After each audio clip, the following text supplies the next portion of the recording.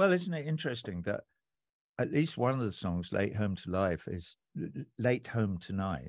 is about bombers from the United States based in the UK going and bombing Tripoli and killing a woman who's in her apartment, whose husband is down making politics in the street below, as the lyric goes, and whatever. So it's interesting that that was one of the first, and I think, was it the Obama administration? Was it? Yeah, I think it was. I can't remember. You'll have to remind me. It was either Clinton or but no, it must have been Obama. And yeah, because Hillary Clinton was Secretary of State, I think, because she then went afterwards, after they'd killed Gaddafi, and said, "We came, we saw, he died." And I remember at the time rushing to the next room to get a bucket so I could be sick. What a ghastly woman Hillary Clinton is. Ugh. Anyway, so yeah, but that was sort of one of the first forays into, hey, the North Atlantic Treaty Organization can make war on people that it disapproves of. And one would suspect, though one would have to do more reading in order to find out if one's suspicions were true or not, that it had a lot to do with the fact that Gaddafi was involved in trying to create an alternative monetary system to the petrodollar. He wanted to create an African currency and for Africa to spread its wings a bit and not be subservient to the IMF and all the other petrodollar-based organizations that up until that point had been ruling everything. Well, Gaddafi's dream is beginning to come true because there are now affiliations in certainly with the Chinese, with other people in Southeast Asia and so on and so forth, and Africa, that are beginning to do exactly that. So I don't know if that answered the question. Another question is about the blockade of Cuba and your support for a Code Pink campaign related to that. Can you talk about ending that embargo? Well, only to say that it's always been a hideous crime, and it still is, and it will go on being a hideous crime until the embargo is completely lifted and it's accepted that the Cuban people have made their choices. Not the Cuban people who support Mike Rubio, you know, and live in Miami, and they are the gangsters and oligarchs who used to live in Cuba before the revolution, before the people got their island. So, yeah, all I can do is, Cuba, the sooner you're free, the better. They're constantly asking me to go and do a show there, and I'm constantly wanting to do it. But it's kind of difficult for them to build the infrastructure that's necessary and so on and so forth. Operating as they have been under the shackles of this disgusting American policy for all these years. You know what they would tell you? They would tell you that the Bay of Pigs debacle was actually an attempt to liberate the people of Cuba. That's what, what's his name? Schmerkonish.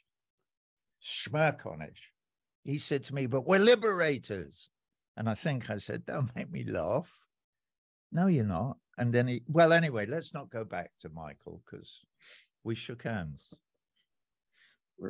Related to that question, there are a number of questions people have about how do you resist propaganda? Where do you go to learn news? What sources of news do you trust? In particular on China, where do you learn reliable news, et cetera? Well, what a brilliant question. I don't know who that is, but thank you so much, because this is a question I ask people all the time and ask myself all the time. For instance, on February the 24th, this year, when the Russians invaded Ukraine, or started what they call their special military operation, call it anything you want, I went bang on the TV. It's not there, because I went straight to RT, because I wanted to hear what RT had to say about it, because I know people at RT, and I wanted to know what they thought. I wanted to know. It was gone. It had been removed. Gone. You can still get it online but you only get a sort of online version of headline news or whatever. But the television station had gone, which included heroes of mine like Chris Hedges, and well, never mind the anthems. Sorry, my phone. Go away. So yeah, where do you find it? Obviously, RT wouldn't be the only place I would go for news. I used to go a little bit to Al Jazeera, but now that it's been taken over by the Emirates and the this and that and the other, it's all propaganda. You can't look at any mainstream media in the United States. It's all pure imperial US empire propaganda, all of it, from MSNBC to Fox News, all of it, without any exceptions. So you go to the real news. You can only go online. These people only exist online. You can go to the real news. You can go to the gray zone. I don't need to go any further. If you go down the rabbit hole, and those two websites are maybe at the top of two very important rabbit holes, you can learn some truth.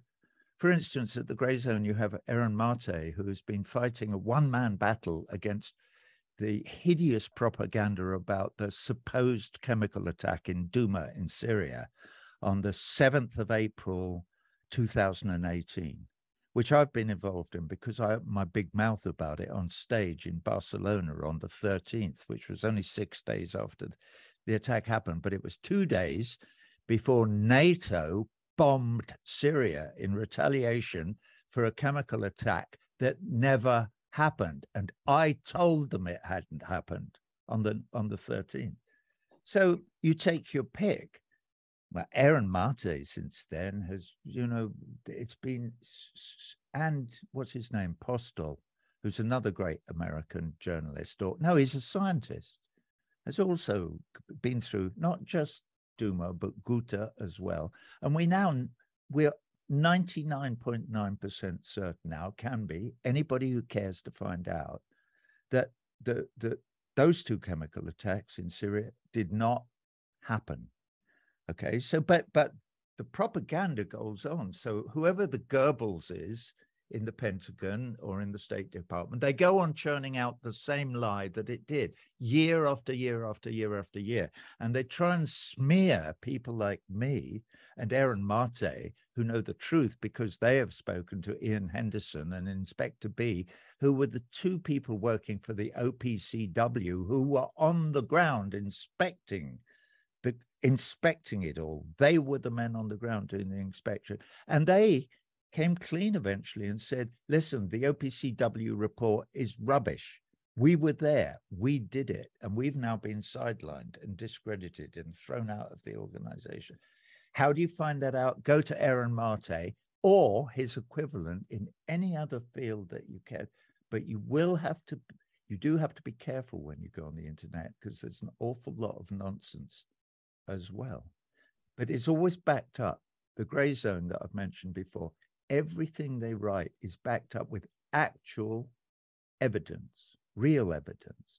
Whereas most of the stuff you read in the New York Times says attributed to a reliable source at the CIA or wherever it might be. Well, hang on a minute. Didn't you check what they said? No, it's the CIA. It must be true. It's a joke. No, the CIA told us. Trust us. It's true. Trust us. I used to have hoodies made when doing Us and Them that just had trust us written on the back because it's the big joke. You can trust us with the government. Are you dopey? Trust you? Wow.